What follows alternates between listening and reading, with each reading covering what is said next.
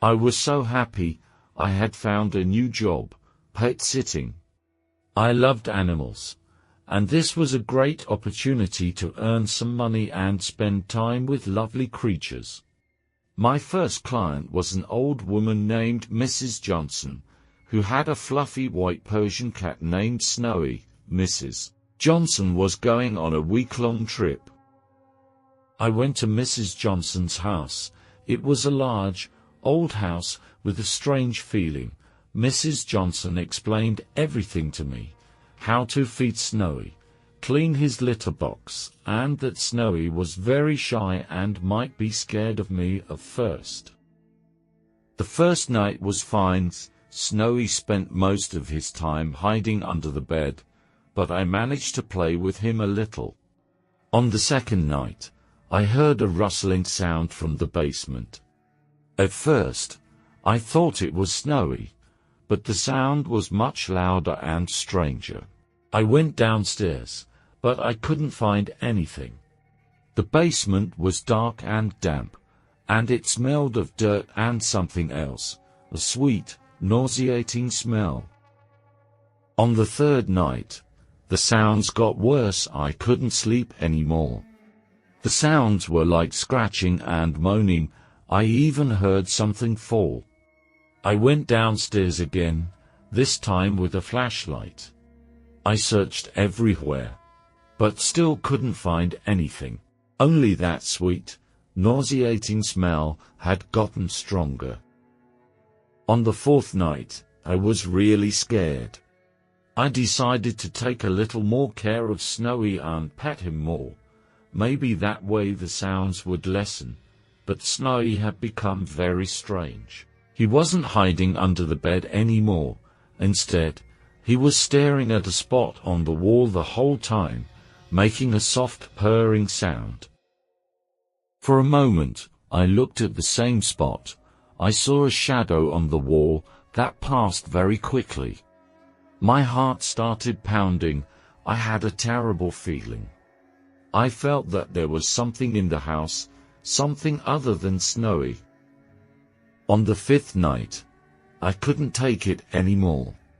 I called my friend and asked him to come stay with me. My friend agreed and came over. When we were together, the sounds lessened, but they could still be heard. On the sixth night, the last night, my friend and I decided to sleep in the living room. We locked the basement door. In the middle of the night, we woke up to Snowy's scream. We went downstairs and were faced with a horrific scene.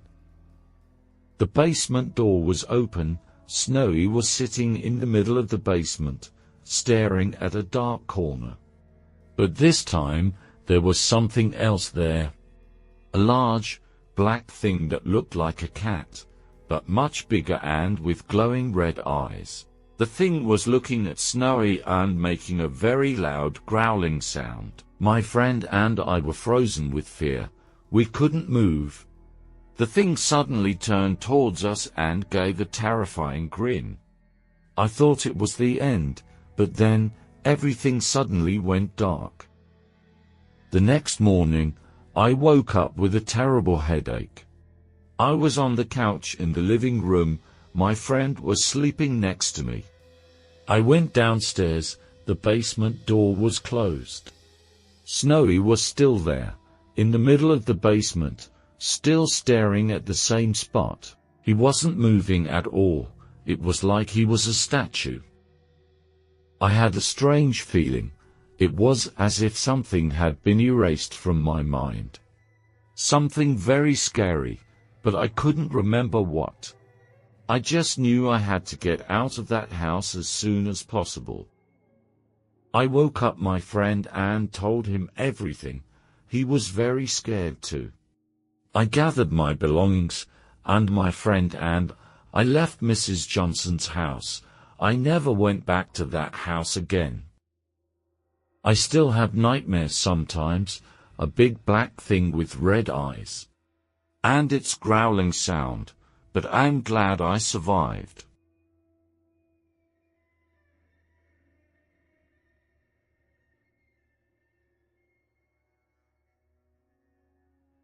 My name is Alex, and as an art student, I was always looking for ways to earn money.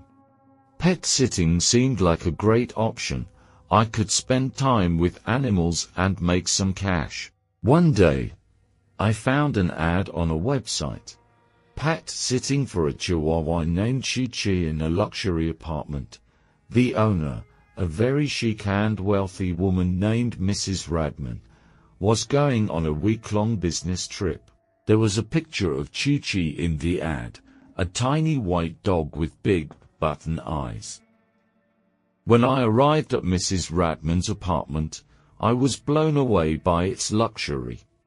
A penthouse apartment with a city view, white leather furniture, and a kitchen with shiny stainless steel appliances. Everything sparkled. Mrs. Radman, wearing a very expensive suit and with neatly styled blonde hair, welcomed me. Chi-Chi, a spoiled little dog who barked constantly and seemed very nervous, circled around Mrs. Radman's legs. Mrs.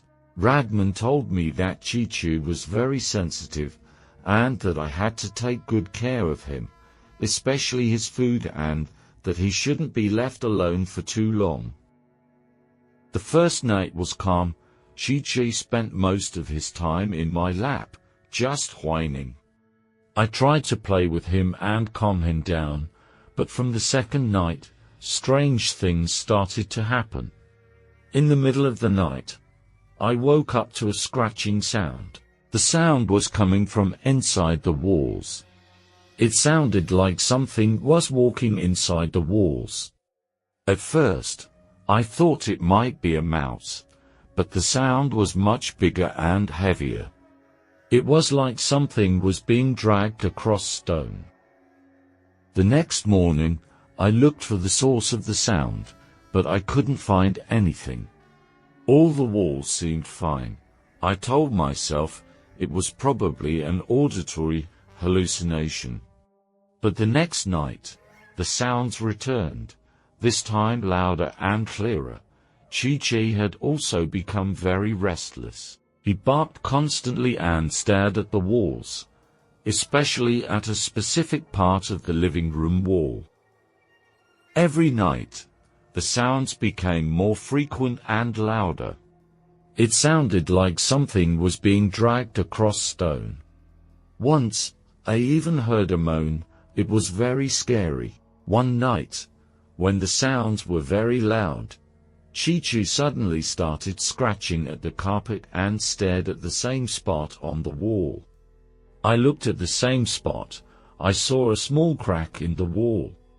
A small hole that smelled very bad, a smell of dampness and something else, a smell like rotting meat. I was very scared. I didn't know what to do.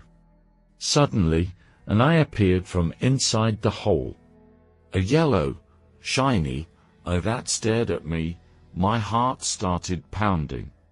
Chi-Chi started yelping and tried to get out of my lap. A moment later, a hand came out of the hole.